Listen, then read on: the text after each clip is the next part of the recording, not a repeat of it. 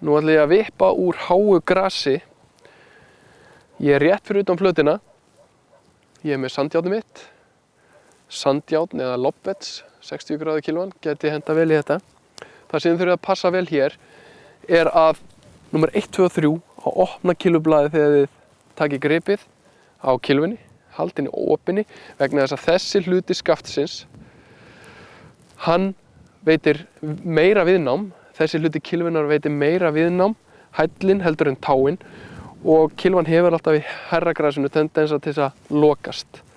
Þannig að mikilvægast af öllu er að í háu grasi opna kylfuna áður en þið sláið höggið. Látum á þetta reyna.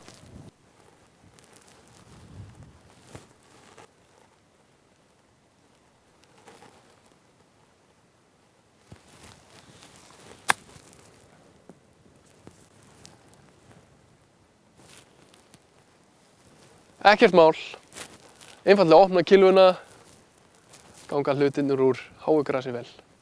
Gangi ykkur vel.